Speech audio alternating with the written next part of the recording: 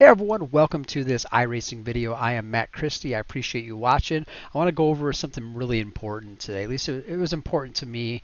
It was something that I was struggling with and I needed to overcome. And I'm betting there's quite a few of you out there that are in the same situation. It's just a human thing. So what I'm talking about is mental preparedness, racing anxiety, the things like that that some of us maybe have a hard time with versus other things in life. So I'm going to kind of talk about that a little bit, talk about myself, and kind of give you an introduction as to who I am and what I've experienced in life that have got me to this point to realize that I had a problem that I thought I could address and how I'm working towards addressing it, and then how my first results turned out after I guess putting some of those new tools and things, techniques I've learned to use. So let's go ahead and get started. And we're going to first start off by talking about catastrophizing yourself in your racing. So what I mean by that is that you often before a race you're worried about what the worst case scenario is, right? You're telling yourself that you're going to make a mistake and wreck, or someone's going to wreck you, and what's the point of racing then if you're going to finish poorly? And you basically start exaggerating things that haven't happened. Now, we all learn from past experiences, hopefully, anyways, and that can kind of build that shield or armor around us that kind of helps protect us from situations that maybe aren't exactly what we want. And racing is not a guaranteed thing. You don't know how that race is going to turn out until you join it. Maybe you have a pretty good idea based upon your pace of where maybe you would finish in a certain race against people of another I rating, right? If you're racing against people that are 1800 or 2200, the guys that are 1800 may not be quite as fast as the guys that are 2200. So depending on what split you get in, maybe when you get in there, you realize already, crap, I'm car number 20 out of 30. I got 20 dudes ahead of me, or ladies or whatever, that are faster, and you start thinking about that, right? You start kind of running the scenarios through your head of what could happen now. Oh, man, I'm going to lose this much I rating. It's telling me on my gauge that I'm going to lose 40 I rating if I finish here. Those types of things are very, very counterproductive to you actually doing well in the race. Those numbers, although they mean something, shouldn't be taken as relevant as you typically do, because the race hasn't completed yet and anything can happen. People spin out all the time, people get disconnected, people just can't keep the pace, and they may have out-qualified you, but when it comes to race time, those couple guys ahead of you may not be able to put down as fast as laps as you can consistently. So there's all these variables and none of it's played out yet. So taking what has happened to you in the past or now in the present and trying to apply that to your future is not always a good thing. Now, again, we want to learn from our mistakes. So as we make mistakes through life, through racing, or whatever it is, we want to then be able to apply what we thought was a better way of doing it the next time it happens. That's not always easy to do, and ideally you want that to be a subconscious thing. So I'm not saying you make the same mistakes over and over again, so subconsciously you get to a point where you don't and it's not an issue. It's you shouldn't be making the same mistake over and over again. If you are, you need to address that before you go any further with this. What I'm talking about is for folks that drivers that are fast but just can't keep the consistency and can't run multiple laps over and over again, at that fast time without having some sort of issue.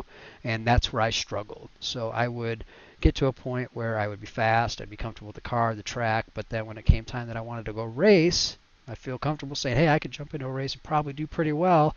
I start catastrophizing everything, and I start going through all the scenarios in my head that it could possibly exist from past experience, what I've seen on, clips on YouTube from races.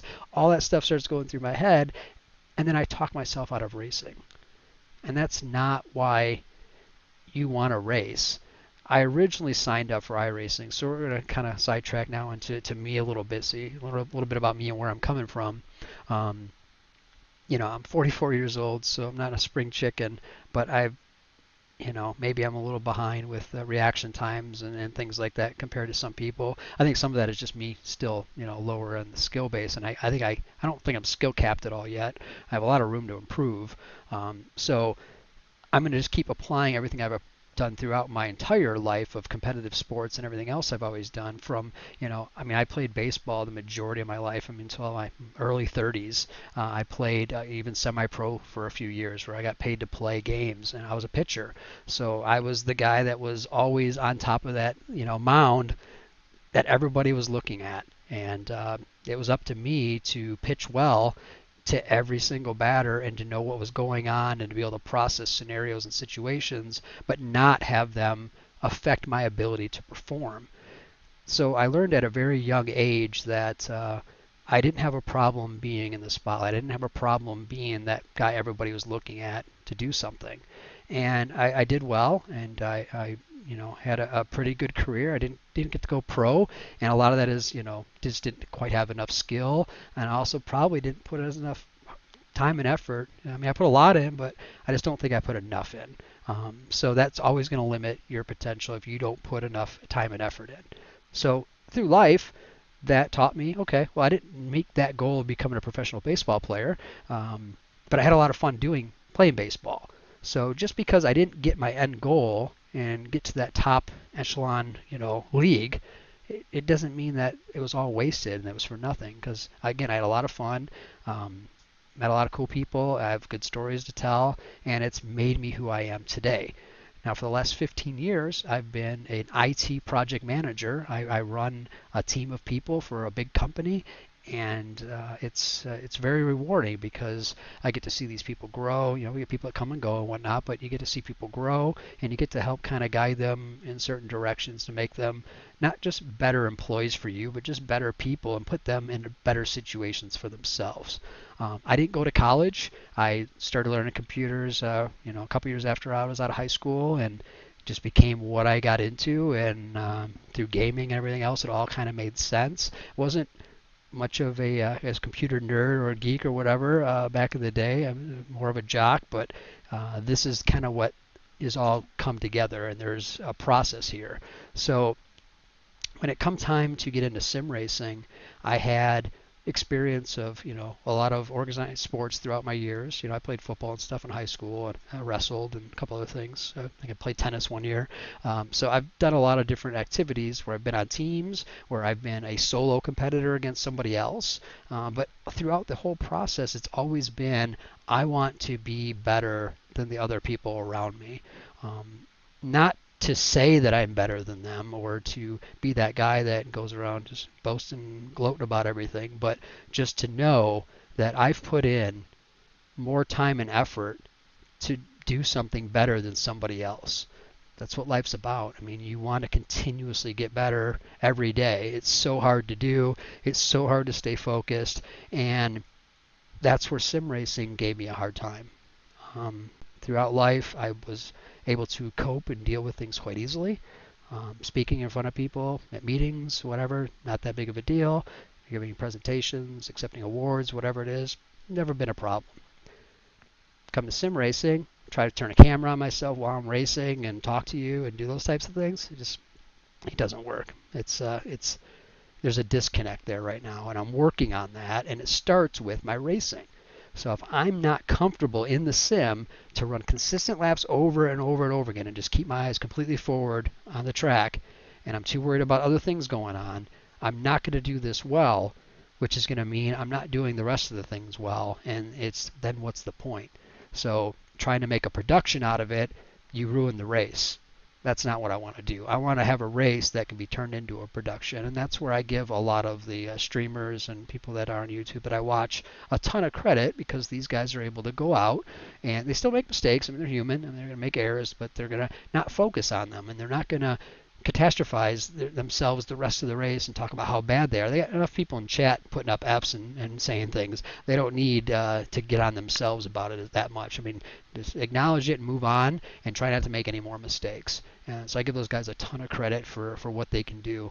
I'm not at that point. So that's why this video here is going to be talking to you about my struggles, what I'm doing to fix them, and then showing you kind of the first results of the things I've kind of done. So to quick recap before we get into qualifying here is, I struggle to take my practice times where, you know, I can focus and it doesn't mean anything, and then translate those into qualifying and race laps where they do mean something. I have a problem with completing a race or anything where the times or the amount of incidents or something that I did in the race would be what I would be considered embarrassing on my stats, so that when my page gets updated, it shows that I had a bad finish or something, or tons of incidents and a bad finish. I don't want those things. I don't want my permanent record to have bad things on it, but it's going to. It's part of racing, and you can't control every race. So the more I realize that and grasp the concept of I just need to get it done and not worry about what hasn't happened yet, and just worry about what's directly in front of me and what I can control. And that will put me in a much better spot. So going into a race, things that can help you to, you know, not be so negative and not be dwelling on the past situations that you've had to deal with, is just make sure you've had a lot of sleep. That's a big thing. And well rested, good sleep. You don't want to, you know, just kind of half out of it when you're racing, because you're just not going to have your mental focus there. Some people maybe are racing pretty good. They don't get a whole lot of sleep, but I bet if they got more sleep, they'd start racing even better. Yeah, I mean, that maybe is what makes them the next level of alien or something. It could just be as simple as sleep. The other thing is just, you know, making sure, you know, you're not, you know, racing on, you know, an empty stomach where you're hungry and your stomach's gurgling, and it's something where it's physically gonna, you know, make you think about what's going on. You don't want anything physically, you know, making you, you know, worry about while you're racing. So those are the two biggest things for me. You know, make sure you don't got to use the bathroom and stuff. Make sure you're ready to focus forward, and then find what things else, you know, once you do get into the race, that can help you kind of stay calm and minimize, I guess, you know, auditory and visual, you know, responses from you. So I mean, minimize, you know, how much stuff you have up on your UI while you're qualifying or something. You know, turn crew chief off while you're qualifying. Have voice chat and everything turned off, so you're not hearing anything except for the sound of the car, stuff that's coming from the game. That can be helpful, and you know, go from there. So I've done that in the past, and that's helped me, but I still struggle with the anxiety of getting into the race, not knowing what's going to happen, and then trying to do well and not psych myself out or talk myself into making mistakes. So first thing I'm going to show you guys here is the clip from a race today. This was the Ferrari GT3 Challenge. We're at Suzuka, and this is a fun car. It's a fixed setup. It's only a 15-minute race, so this is a good series to get started in, to work on the concentration levels. And if you can get to a point where you can, you know, qualify well and then finish the 8 laps that are in this race, the full 15 minutes, that's something you can keep working on and build up. And now my goal is to then graduate from this series up to the Porsche Cup Series, which has the 30-minute races. I like that car a lot as well, and so I'm looking to get better here so that I can easily run 15-minute races without having laps in, you know, attention, and do well, and then I will work my way up to the point where then I can get up to the 45-minute, hour-long races, and ideally get to a point where I can start doing some longer endurance races as part of a team. So let's go ahead and get this first lap going. Now, this here is my new kind of UI setup that I'm going to be showing for streams. Over in the other black box over there, typically there'd be a pedal cam, but since this is not a live video, no sense in showing you my feet while they're sitting here crossed, not doing anything. So we're going to fill that instead with the standings and whatnot. But I got telemetry on here for brakes, gas, all that stuff is visible. There's dash with mile per hour, gears, all that, so you can kind of follow along as we're racing. I'm going to just, for this, I'm going to kind of walk you through this lap a little bit. Then once we get to the race, we'll kind of go back to talking a little bit about myself and how I got into iRacing and the things I've done, and we'll go from there. So let's go ahead and get this lap fired up. This is qualifying, first lap of qualifying at Suzuka in the Ferrari GT3. So I kind of walk you through this lap a little bit. It's important just to get a good exit here out of the chicane, to get a good start here on the straightaway.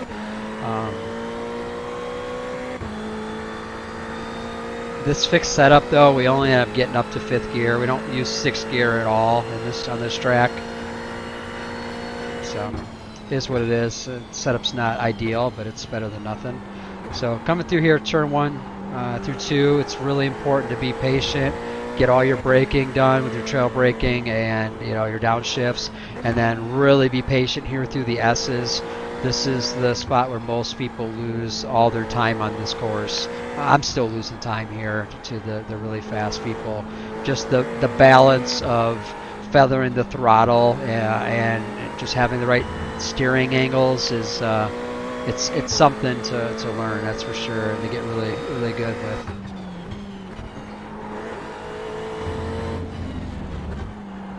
But yeah, coming through this section here, it's important to be clean. If you get an off track, it's qualifying, and your lap is scrubbed. So my first lap, I'm usually a little conservative. I don't want to necessarily try to put down the fastest lap 1, just because you're more prone, or you're really pushing, and your tires aren't quite warm enough maybe, that you're going to make that mistake. So if you gotta brake a little bit earlier or whatever, to make sure you don't get off tracks, then do whatever you got to do just to get that first lap in. Make sure you set a time, and if that time's not good enough, then make sure you're setting yourself up to start the next lap as best as possible, so that you can hopefully get a better time on that second lap.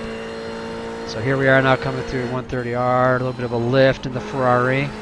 Still, like I said, 5th gear. Then we're going to brake and downshift all the way to 1st here. It's real important to not get an off track there on that curb. I was like right on the line. And then I stayed real tight here just because I knew this was going to be a good lap time, and I just wanted it to be as good as possible. So I stayed a little tighter there to the line. But yeah, that's where we go. Now I was going to stop it here because I don't finish this lap. I end up making a mistake, but I'm just going to it's not too far ahead. I'm going to show you the mistake I made. I just started getting a little impatient.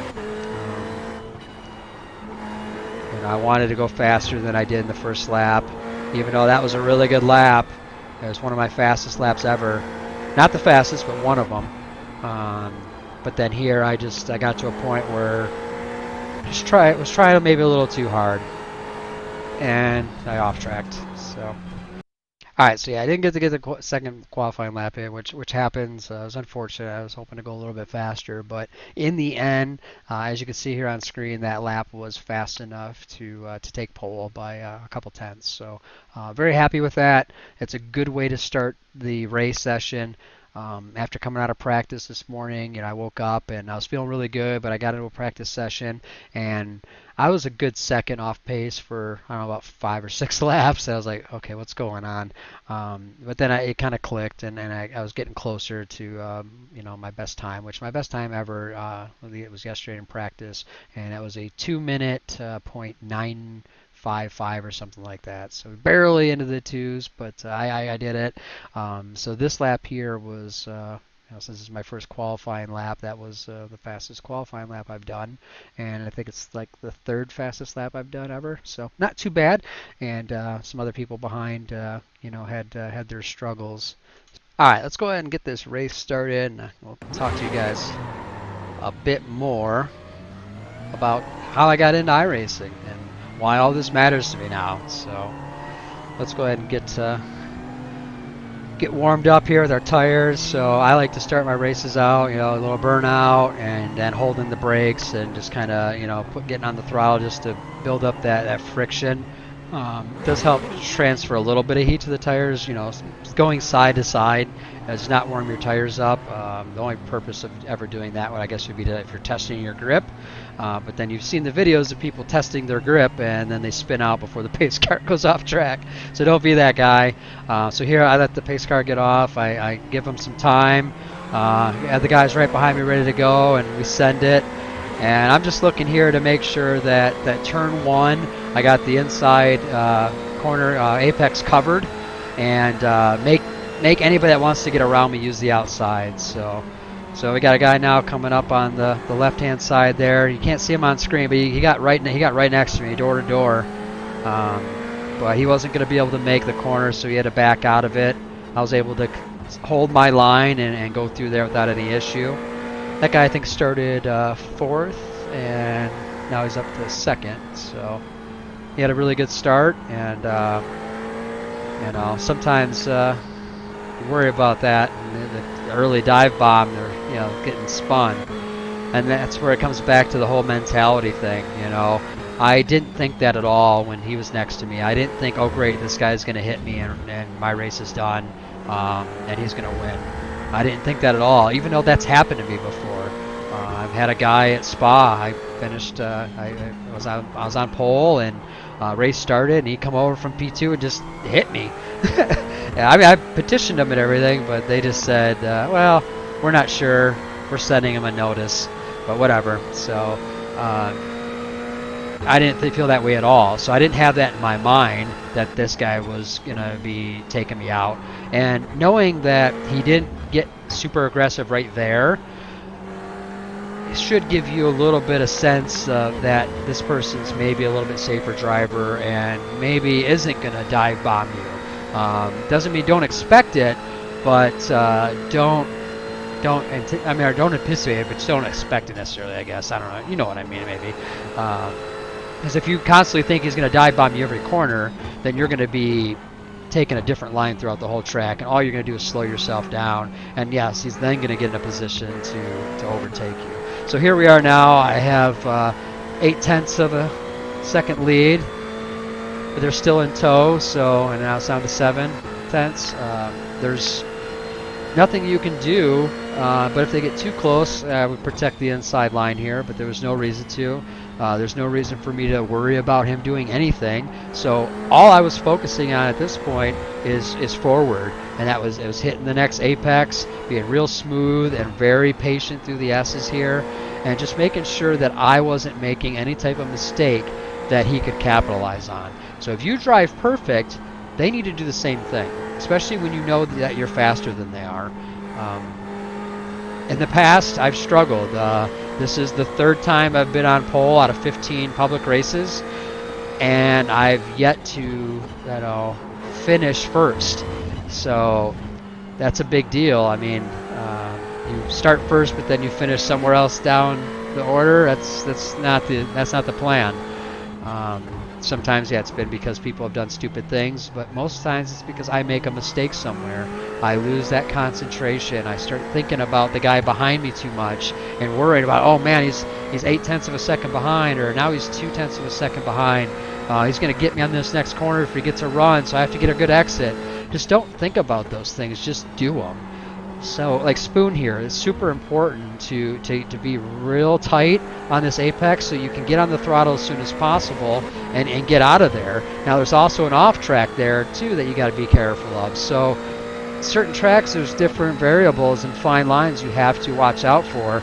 And on here, you know, that's one of the big ones. So, if you can make it through a race without messing up spoon, you're probably doing okay. So, or the chicane, the same type of deal. You got to get your braking done. You have to have your turn in right. You can't take too much curb. And once you do that once and you make that mistake early in the race, it haunts you for the rest of the race. It's going to be there. So now here's the one mistake I did make in the race. And I had 0.8 of a second of a lead, and I decided that I wanted to try to break the toe on the straightaway. I wanted to get a full second, get him out of the toe, and have it be an issue. But look how wide I went, because I messed up. I was too worried about, oh, let me try and break the toe. Let me look at him in my mirror and see if he's, let me look at my relative. Let's see if it's working. And I messed up a corner. So now, for the next couple corners, some of the most important corners of the track here, I got it in my head that why did I just do that? And now I only have half a second lead. So it didn't gain me anything. It cost me. And now I have to be even more precise, even more perfect, to not let him get even closer yet. I definitely can't make another mistake. So this was a great time for me because I was able to quickly put that issue behind me. I made a mistake. There was no reason for me to do it. I made the mistake, but I didn't dwell on it. I didn't think about how it was going to cost me a lap down the road. Instead, I just focused forward. I got myself recentered and said I need to stay on my line. I need to stay on point with all my inputs, right?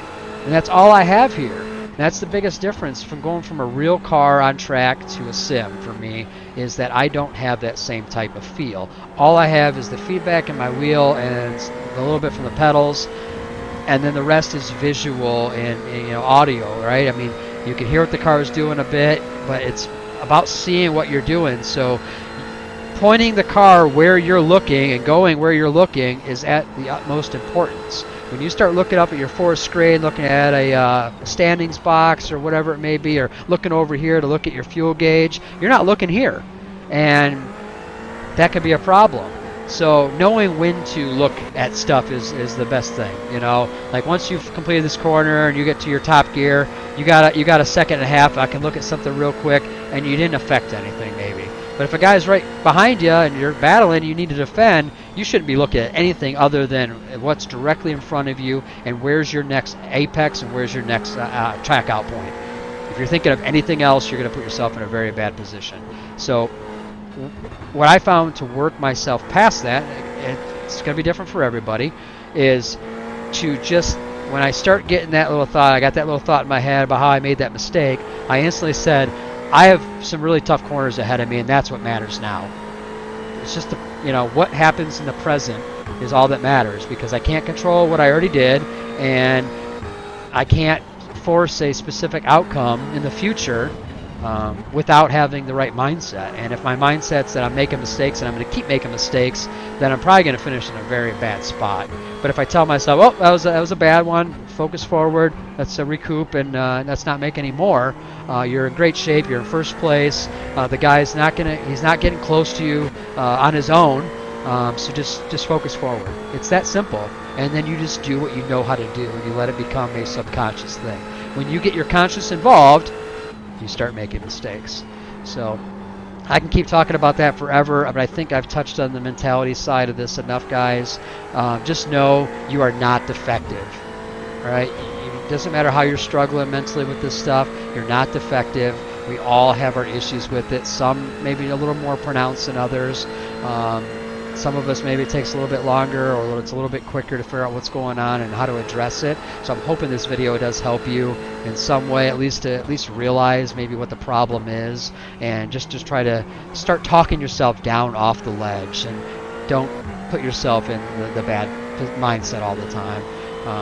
But yeah, so now the next part I want to do is talk about when we finish this race off here, because we're on lap 5, is to talk about why I got into sim racing. And it started, a couple years ago. I bought a used Logitech, was it G29 or whatever it is. I bought it off eBay. It was a refurbished unit. I got it for like $200 or whatever it was. It was a decent price. I didn't want to put a whole lot of money into the sim racing thing because I didn't know if it was something I wanted to do. But I knew all about guys that had sim racers but had become professional drivers, and professional drivers that were using the sim to become better drivers. And I was really into the track day stuff in my real car, because I have 2 local tracks a half hour away, and then I have 3 other tracks within a few hours. So I'm surrounded by great tracks here in the Michigan area, and I liked driving on tracks. So I wanted to get better. I wanted to continue to feed my competitive nature when I went out to track days, or when I was doing time attack or time trial events. I got a couple trophies, 3 trophies here from time trial events, or a couple where I run first and 3rd place finish over a couple seasons. So that's pretty cool to have that type of stuff. Before that, all I had was baseball trophies and and some medals for something else. Like high school, I lettered in baseball and tennis. So I had like pins and letters and stuff for that, trophies or whatever, and that's all cool. But all that stuff has been gone. I threw it all away years ago, and it's about what have you accomplished lately. Now I'm 44 years old. I don't play sports anymore. I'm not doing track stuff because COVID. 2020 has been a real pain for a lot of people, and I've just tried to make the best lemonade that I can with these lemons. And I got to a point where I realized that sim racing was an avenue again to make me possibly a better driver. So I got the Logitech wheel, got Forza 7, was racing on that for a while, having some fun, and didn't really race people much. I mostly was AI racing, and that was cool. But that was it. I was not serious about it at all. And then COVID hit. pandemic, and with work, I was still working, I was still busy, but outside of that, I wasn't preparing a race car for a race season, I wasn't going to the track, I wasn't doing anything with my free time, and I was working from home most of the time, so I was just spending tons of time in the house without a whole lot to do. And that's when I got an email from Roush Performance. And I've had a great relationship with Roush Performance for many years now. I'll put a link down in the description to their website. Make sure you check them out. I had a Roush Mustang for several years before I sold it. And they sent an email out saying, hey, we can't race. COVID sucks. Got to stay home. We're going to do some iRacing. And I'm like, you know, I've always wanted to get into iRacing. I know that's like the top simulator, you know, that the pros and everybody are using, and that's keeps track of rankings and all that stuff. I'm like, man, that's the next level. I want to get there. And they were offering me an opportunity to race with real life pro drivers in the sim. And I didn't need to qualify or be of a certain caliber. I just needed to show up and I got to race with real pros. So they first put on a 3-race mini-series. We did Mid-Ohio, VIR, and Watkins Glen. And the first race at Mid-Ohio, this was in like the middle of April. I had iRacing for like 2 weeks, and we were driving the Ford GTE, so going right off the bat into a fast car. All I had done really was a couple races in the MX-5 in rookie, and I qualified well in those races, but then I raced terribly and finished terribly. And that kind of got me out of public racing. But anyways, I digress. With the Roush thing, though, it gave me an opportunity to say, okay, if I put the time and effort in, I'm being compared now against pros. And all of their races were live streamed, so they had a whole broadcast and stuff set up, and being on a live stream for something like that was really cool. They had thousands of people watch these races. So I mean, it's not just like 60, 150, 400 people watching. We're talking 3, 4, 5, 6,000 people watching at different times live. And then not to mention the tens of thousands that watched afterwards. It was just crazy. And here I am, just a regular guy with no sim racing experience. I just got the game. I got a wheel stand to put my Logitech pedals and stuff on. I went and bought a triple monitor stand because I had some monitors laying around, and I kind of put all those together and clamped it onto my desk. My field of view was all jacked up. It was just the most terrible setup. I was on my Rolly computer chair. I mean, it was just like a basic setup. Okay, I don't want to dog setups because I know people have some really basic things, but they do just fine on them. So I'm not gonna dog someone's setup, especially my own, because I liked the thing. It worked. But anyways, I was racing against pros with my janky setup, and it was awesome. So I was out there battling in the first race with NASCAR Xfinity champion Austin Cindric. I mean, what? I'd never raced with anybody at a pro level before. I don't even hold a racing license. The highest license I have is an SCCA Advanced Time Attack license. So, I mean, which is cool, I guess, but it's not a wheel-to-wheel license. I did not have to go to racing school for that. All I had to do was sign up $80 a year and show them my experience. I sent them a bunch of links to my videos with Grid Life Time Attack and Waterford Hills Time Trials, and they're like, oh yeah, you're advanced, here's your card. So that's nice because it does open you up to be able to do certain events that requires some sort of SCCA membership and license. But anyways, it doesn't matter. I'm just talking because it's cool. But I had never had a chance to race with pros in real life. I had a couple different pros in my Mustang on track for some instruction, let one of them drive my car. So I'm sure maybe you've heard of Jack Roush Jr. From Roush Performance. Big name. His father is a NASCAR Hall of Famer, legend, Jack Roush. And then also Nate Stacy gave me a few pointers and drove my car around. And at that time, the kid was 16 years old. He's like 21 now, and he's just got engaged to be married, so congrats, Nate. Hope it all works out awesome, man. But yeah, 16 years old, I let him drive my car. At that time, so I'm again dating myself, maybe giving out a little too much personal information because I'm 44 now, but at that time, my son was also 16 years old. And he had driven my Mustang around a parking lot, so he was a little jealous that when I told him that I let a 16-year-old race car driver actually drive it around a track. But that was cool, man. I mean, being able to interact with pros and just see that they're regular, normal people and be able to get their expertise from them while you're driving on track and they're sitting in the seat next to you, man, that's just priceless priceless, experience. You can't. First off, you should always get instruction when you go to the track until you're really, really good at it or really know your setup in your car well. But if you have an opportunity to get someone that's really good at that track or just really experienced, get them in your car for a few laps and see if they can tell you something that you just haven't picked up yourself or that nobody has told you before. It will make you a better driver, I swear. So back to sim racing though. Now I'm in the sim racing pros. I'm racing against Jack Roush Jr. I'm racing against Nate Stacy. Guys that were teaching me a couple years ago, I'm now racing them in the sim. I'm also, again, like racing with the NASCAR guys, guys from GT World Challenge, Shelby Blackstock, a bunch of hot, big names, man. People that have won championships. Rob Holland, I mean, that guy is a monster. This guy has a house at the Nürburgring. And, I mean, Pikes Peak, records, all sorts of stuff. So there's just something about being able to race with that caliber of people that just is awesome. And not to mention, we also had a lot of fast sim racers mixed in with that series too, so it was really cool. But looks like I've talked enough and that the race is over. So you can see the results. I was able to finish first. I had the fastest lap overall for the race as well. Other than the 3 incidents I had, because I had a couple little minor off tracks, nothing that hurt me.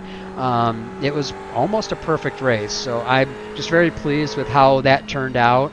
And I want to get into a little bit more detail in another video about some more of the Roush Performance racing that I did, and because they put on a really big series after that mini series that was really cool. So we'll get into that in another video, but I just wanted to show you guys my first race after trying to figure out what was wrong with my head and trying to figure out what I could do better to just make myself a better racer and be more consistent so that I could actually enjoy racing the way that I want to. So just remember, you're not defective. You just need to figure out what works for you to improve. And it starts with just clearing your head of the bad thoughts before you start so that you're setting that template up for success. Know going in that you're fast enough to be competitive and that you're consistent enough to be competitive and to not mess up, right? If you can go in feeling, hey, I'm not going to spin and mess up anyone else's race, the rest of it is out of my control, I'm just going to do what I can do, you'll be in a much better place. So this was my first step, and it really couldn't have gone any better. I'm going to probably get this video edited and try to get it out today. Maybe I'll do some more racing today, but there's still plenty of days left in this week for me to continue getting in the Ferrari at Suzuka and try to continue to progress. I got a pretty good iRating boost here, like 95, so I went from like 1730 something to just over 1800. So that's going to probably now put, this was second split, by the way, so this will probably now, I'm going to be more likely, depending on what time I choose to race, more likely in top splits. If I choose races where there are a higher population, 11, 12 splits, then I'll probably be second split. So these are things I need to consider going forward, but I can't let those things overwhelm me. When I look at the results page for top split and I see guys are running a second faster than I am, that's discouraging. But when I really look deeper, I realize that, okay, if I qualify at the time that I know I can qualify at, I would at least be in the top 10. And that's earning iRating if I finish there. So just because you don't finish first doesn't mean you can't still have fun racing and you can't still progress the way that that it's intended and gain iRating. And that's what I need to look forward to. And I need to understand that as I progress, I'm going to be increasing the level of competition that I'm up against. And that's going to require me to continue to step up my game and put in the amount of time and effort that it takes to stay on that competitive level. So I hope this video helps, guys. If you made it all the way to the end, thank you so much. Please hit that like button. I really appreciate it. I'll try to do some more videos and maybe make the channel a little more active. I know most of the people I think are subscribed are from my real track days and aren't too interested in sim racing, but I hope to get some new people that can follow along and help me through my journey as I hopefully help them. So again, appreciate you all watching, and I will see you next video. Peace.